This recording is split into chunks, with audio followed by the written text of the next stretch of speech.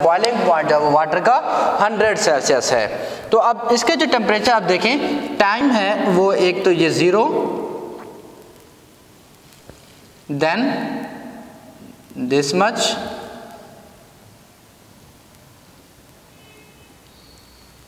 And this one. अब हमारे पास क्या है, टाइम डिफरेंट है, 0 है, T1, T2, T3 and T4 है। T1 जो है जहां से उसने फ्यूजन स्टार्ट किया है वो है 0.8, वो है 0.8 पे, क्योंकि पहले तो उसका टेम्परेचर था -30, अब वो -30 से -20 होगा, -10 होगा, फिर 0 होगा, तो उसमें कुछ वो टाइम लेता है। 0.8 हम सपोज करते हैं, ये इसका क्या है, T1 है 0.8 और इसे हम कह रहे हैं T1। क्लियर? आफ्टर 0.8 T1 के बाद नेक्स्ट T2 आता है, वो है 4.4। T2 4.4 तक ये कंप्लीटली इसे मेल्ट हो जाता है, इसे हम टाइम नाम देते हैं T2 का। और इसके बाद है नेक्स्ट टाइम थर्ड है टाइम 3, जब वो कंप्लीटली मेल्ट हो गया है, अब उसके बाद उसने स्टार्ट कर दिया फ्यूजन, तो ये है हमारे पास टाइम T3 जो है वो है 9 मिनट, टाइम T3 9 मिनट। और इसके बाद यहाँ पे जो है वो आता है टाइम 4 आता है, T4 आता है, that's equal to 33.4, that's equal to 33.4, that is T4। ये कुछ टाइम की कैटेगरीज हैं, टाइम है एक्स एक्सेस पर हम लेते हैं, T1 भी मेंशन कर दिया मैंने, T2 है, T3 और T4 है। तो अब इस टाइम में आप देखें, इस एक्सपेरिमेंट में इस ग्राफ के थ्रू आप राइट करेंगे, पहला जो है वो टाइम फॉर फ्यूजन है, जिसे हम TF कहते हैं, that will be equal to T2 minus T1 होगा।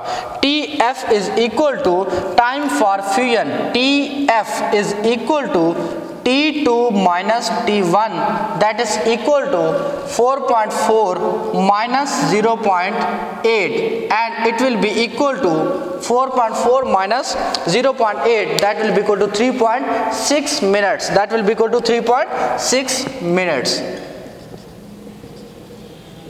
Okay, after that T naught, time जब फ्यूज हो गया, फ्यूजन पॉइंट पास हो गया, अब उसने लिक्विड ने मेल्ट, अब वो मेल्ट होने में इतना टाइम लगा, उसके बाद जब वो बॉइलिंग तक पहुंचा है, तो अब उसने T नॉट कितना टाइम लिया है, वो हो जाएगा T3 माइनस T2, ये है time for fusion, TF, T not और ये TV हो जाएगा। अब T नॉट हम डिस्कस करें, वो हो जाएगा T3 माइनस T2। T3 की वैल्यू क्या है, 9 minus 4.4, that will be equal to 9 minus 4.4, that will be 4.6 minutes, 4.6 minutes. After that TV, time for vaporization, उसे completely vaporization process में completely जितना भी liquid है वो सारे का सारा वेपर फॉर्म में कन्वर्ट होने में कितना टाइम लगा, उसे हम कहते हैं TV का नाम देते हैं।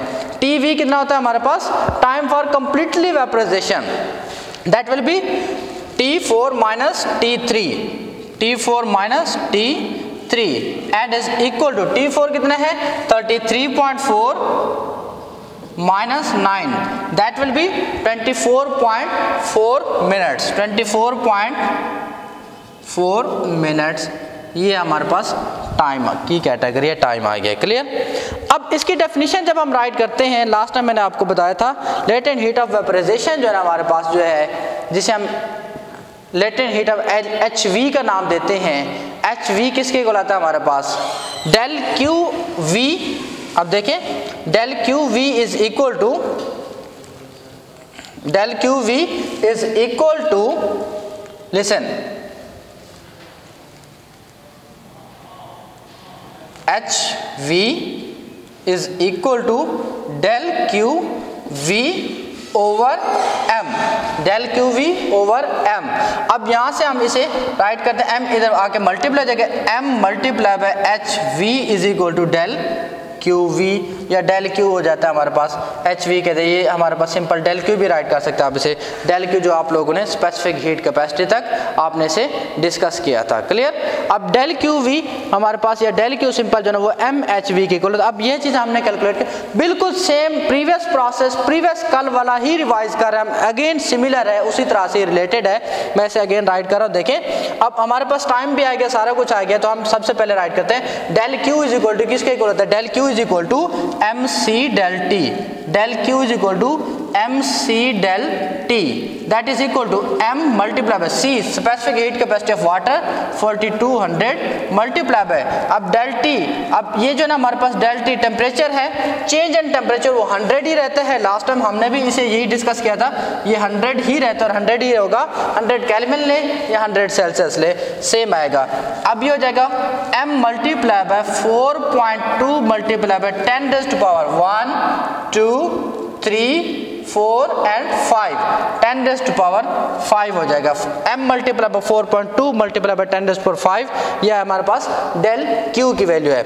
अब देखें डेल q की वैल्यू फाइंड आउट करने के बाद हम यहाँ पर डेल q हमारे पास आ गया, तो अब हम यहाँ पे राइट करते हैं। लास्ट टाइम हमने राइट किया था डेल क्यू एफ को हमने कैलकुलेट किया था, जो कि था हमारे पास del q multiply by T F over T naught. अब हम करेंगे डेल क्यू वी, ये टाइम फॉर वेपराइजेशन में द रेट ऑफ वेपराइजेशन जो है ना हम उसे राइट करते हैं। Del Q V is equal to क्या हो जाएगा हमारे पास, del Q V as we know that del Q V is equal to del Q multiply by T V over T not, वहां था T F over T naught. अब जहां पर फ्यूजन था जस्ट वही चेंजेस आ रही है, वही वेपराइजेशन कन्वर्ट हो रही है बस। अब देखिए डेल क्यू वी, मैंने कैसे डेल क्यू राइट कर दें, डेल क्यू वी राइट कर दें, एज यू लाइक, आप लोगों की अपनी मर्जी है। अगर आप इसे डेल क्यू वी राइट करते हैं, आप देखें तो ये भी डेल क्यू वी लिखेंगे, और अगर सिंपल इसे डेल क्यू रहने देते तो ये भी डेल क्यू रह जाएगा। अब del Q V is equal to, अब इसमें वैल्यूज पुट कर दें, del Q V is equal to del Q की हमारे पास वैल्यू ये है m multiply by 4.2 multiply by 10 to 5 multiply by T V. अब क्या है हमारे पास टी वी, क्या है टी वी है time for vaporization 24.4 over T naught क्या हमारे पास 4.6 है। अब डेल क्यू वी यहां से देखें, डेल क्यू वी किसकी इक्वल है, वो एम एच वी की इक्वल है।